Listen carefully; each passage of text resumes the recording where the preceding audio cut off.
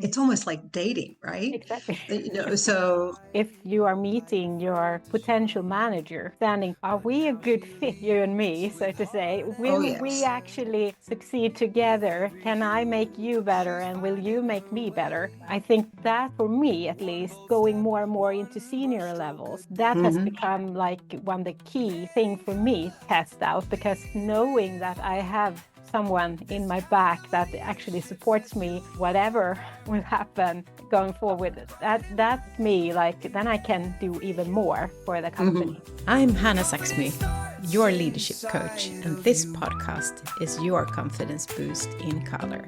Let's go. So welcome back. Today's episode is a continuation of the conversation I had with Linda Lenox. We started the last episode, and today we will stepping into the focus on changing jobs as a real change process, not just a new role, but a new context, new expectations, and a new maybe version of you. If you haven't listened to the first part yet, you can catch it right here or come back to that afterwards. Either way, you can check the description for more details. In the description, we'll also find links to the articles that Linda has written that we mentioned during the conversation. And you can also get early access to my membership that's currently in the making. All right, let's jump right back into the conversation with Linda. Because that changing jobs is definitely a change. So It is, yeah. it's a big change. Sometimes you have been working for the old employer for many, many years, and moving to someone else, that is a big change. Even you might do similar things that you have done before, but it's still different. I have a lot of people that I help in my coaching that is like, I don't like it where I am at the moment and I want to change job, find something else. I think it's rather interesting there to understand, why are you wanting to change a job? And also, how will you actually make sure that when you now apply for a new job, that's better than, and what is better? Great points. Yeah. And I think that's understanding your, if somebody's wanting to jump ship, if you will, and for whatever reason, I think having a really good understanding of your own why. Okay, so now we're kind of talking about more personal career change, understanding your own why.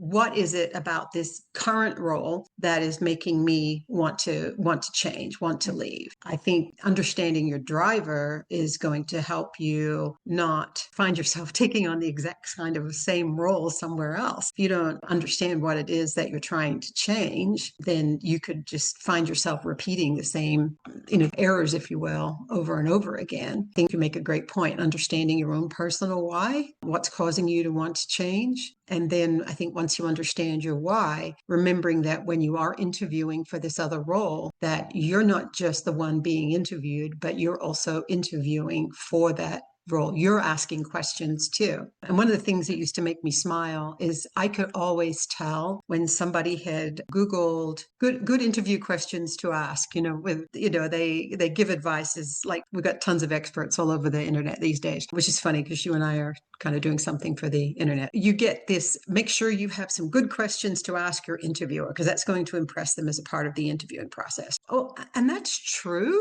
But don't just pick some random question. And it always used to make me chuckle, because I could always tell when somebody had Googled a question and they weren't really interested in gaining information from that question. They were really asking the question because it was a box to check as a part of a good interview process. And I think what they weren't really understanding, or weren't really taking away from that advice, is the fact that you really want to understand about this new position or this new company. You want to understand the whys. You want to understand what success looks like. You want to talk about and understand the things that made you unhappy in your last role. And of course, you don't want to necessarily put it that way, but you want to make sure that you're not going to just go and stand in the same situation again. It's like asking those questions in a way that is positive, but you're gaining information. You're not asking questions as a part of an interview process so you can check a box that you did. You really want to get that information. Understanding what the expectations are in the first 30 days, 60 days, 90 days, year. What do you want me to have accomplished by this time? What are my benchmarks for success? These are are all very important questions. Exactly. And I think it's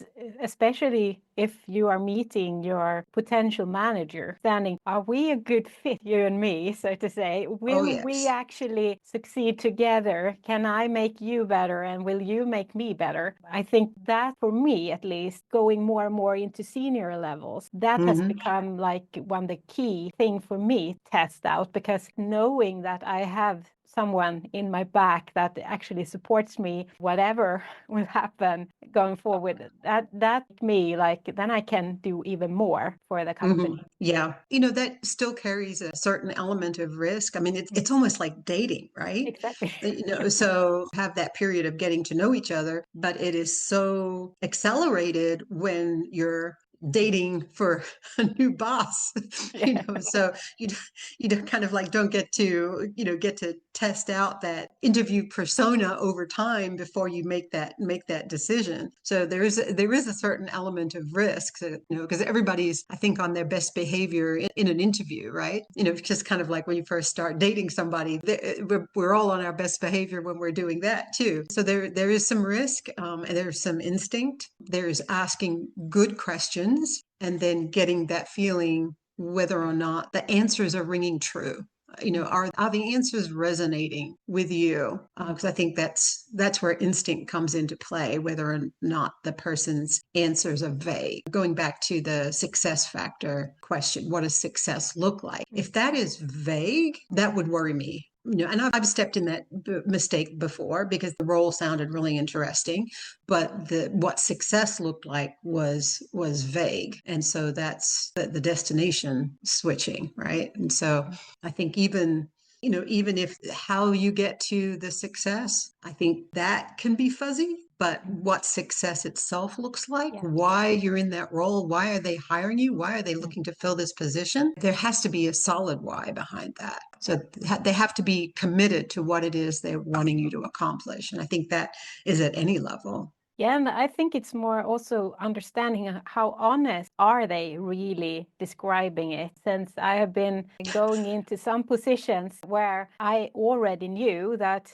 the organization I'm going into has a lot of challenges. I have seen that myself. I know that since I have been close to the organization from other aspects. I think that also at that point, if they wouldn't have been honest about the real situation, at that point, I wouldn't have dared to step into that kind of role or place, because then I wouldn't trust what would they say. But at the same point, because that was one of the reasons I decided on going into that organization, because I got an honest answer or what I knew at that point. Of course, I didn't get all. There was still some level that was blurred away, but that's part of the game. I didn't show everything about myself either. So they get the full package. Because we're still dating, right? Yeah. Exactly, still dating. Yeah. But we were more on pajamas. I'm not sure I want to see my coworkers in pajamas. But it does it. And I mean, it raises good points that, if you are acquainted with an organization or people that work in the organization, I think it's easier to have conversations that are rooted in things that you have learned, things that that you're able to bring some facts to to the conversation and ask some more direct questions. I think when you're going into something completely blind, you don't know somebody, you don't know the organization, you're kind of there on a blind date, and then you've got to make a decision about getting serious with this blind date without all the facts. And I think that's where instinct and appetite for risk kind of comes into play. It's, what is your gut telling you? And if your gut is telling you to run, you might want to run. I also like to, because every company, at least the bigger companies, they have always these values that they have described. And they are really clear on what type of values they have. That is one of the advices I give to those that asks me, at least, like, start with your values and then start to compare with that company values and see how do they match. Is that completely different? Probably it will not be a good place for you to go into. If you are not the CEO and should change everything maybe. But otherwise, it can be really a hard time if you're going into a company where it's completely different values. And even that is, is interesting to try to get to the root of, because we see companies that will have vision statements and they'll have values, and all it is something that looks pretty on a website and on a poster on the wall. But do you really live those values? That can be in itself a bit of a minefield to try to navigate. It sounds good, but is it? And sometimes the only way you learn that is over time. I worked for one company, and several of the values kind of have stuck in my head. And the reason they stuck in my head wasn't because I stood there and memorized them. It was because the company lived them. They were values that were created not as a pretty poster. They were values that were created by the senior leadership because that was who they already were. Like my favorite was check your ego at the door, best idea wins. What a great value, and they lived that. And I loved that about that company was, that they had these values that said who they were, not values that a consultant came in and created because you've got to have some values and they got to look good. So that's where that insider knowledge can kind of come into play, or really good targeted questions asking about their values. And then that's where that kind of that instinct and that gut kind of comes in. If they can't speak enthusiastically and factually about, maybe as you're asking about these value statements that they have listed on their resume, not their resume, their website, because you've researched them before you had that interview call, right? If they can't speak knowledgeably to those values, are they even real values? You saw, that company that I just said, check ego at the door, best idea wins.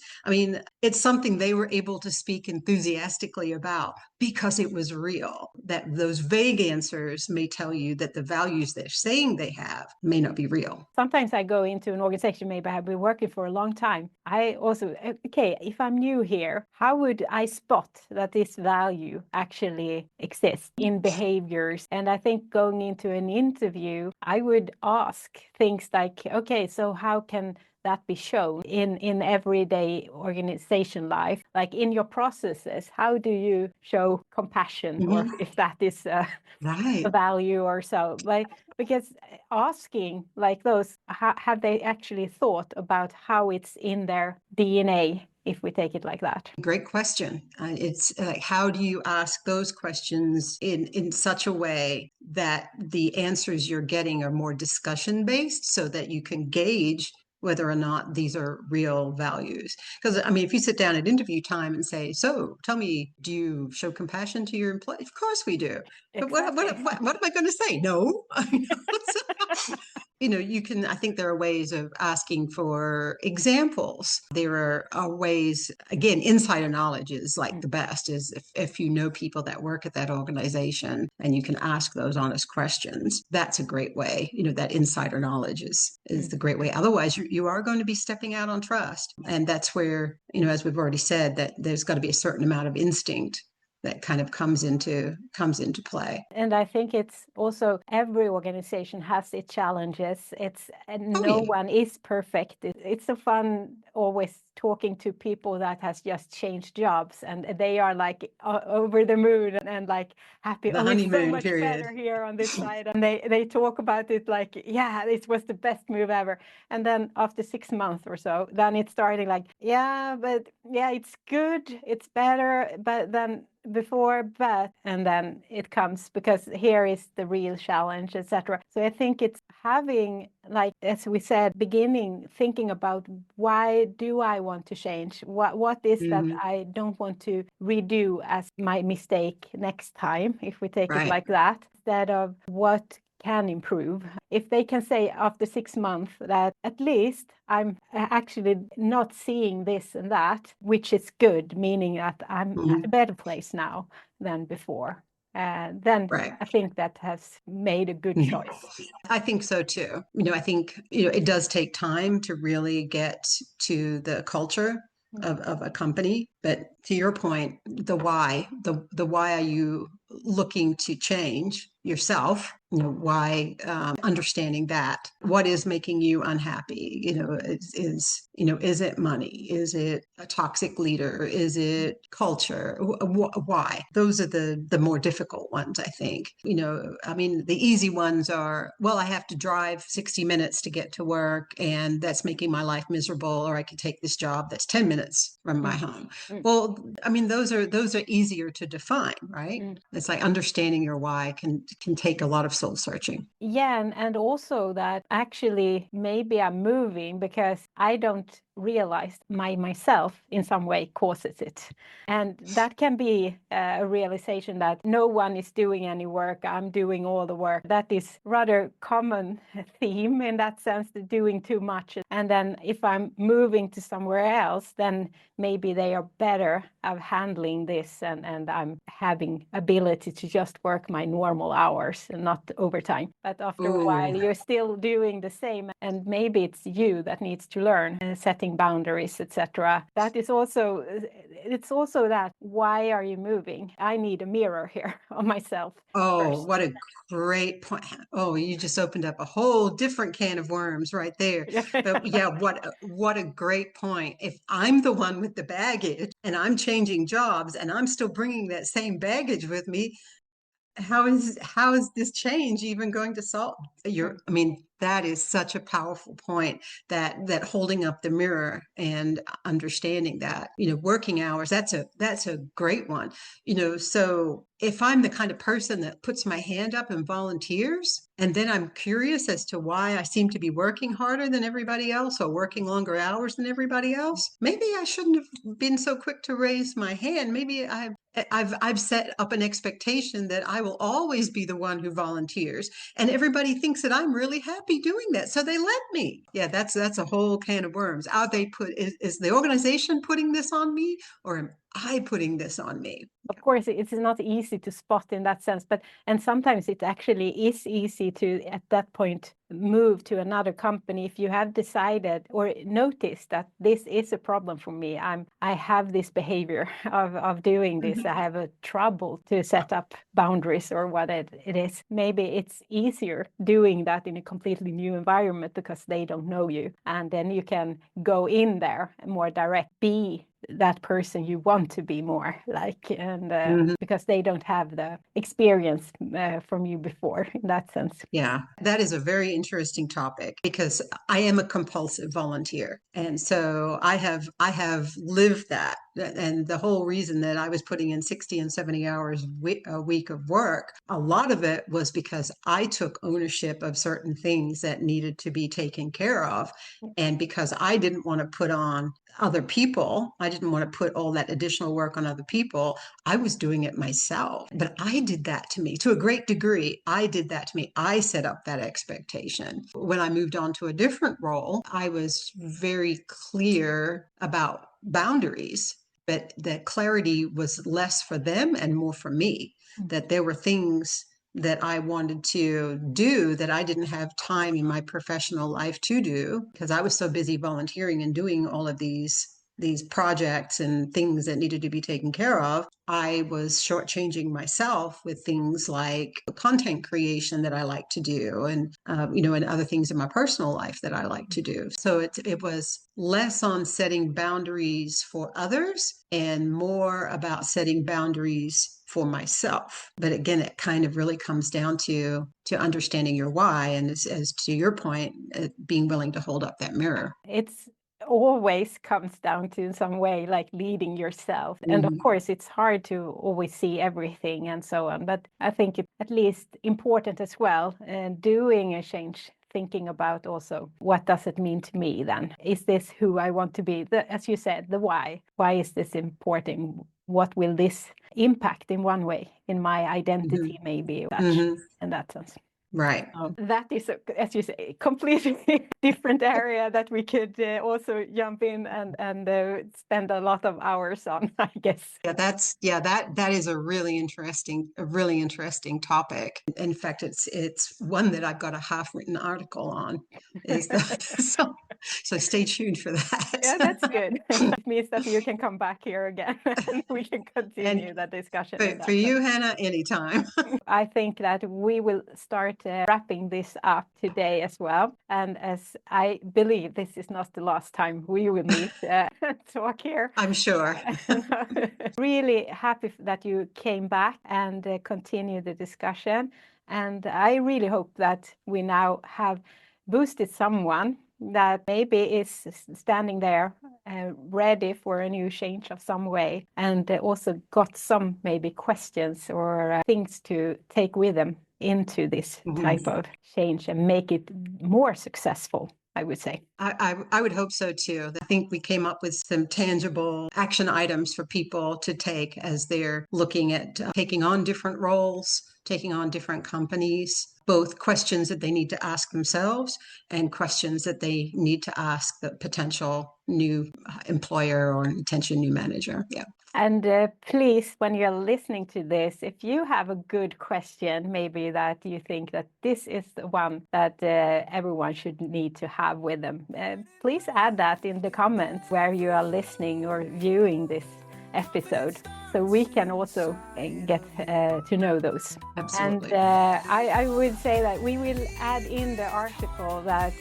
Linda has written about this, so that it's easy to find. If you want to work on your self-leadership more, I'm creating this membership now and the place where I'm adding in more tools so you can use in your daily life. Check out the notes as well and descriptions, and there is more information there. Wonderful. So good. Well, Hannah, thank you so much for having me. It's been a wonderful conversation as always. The same. And let's see when it will be next time.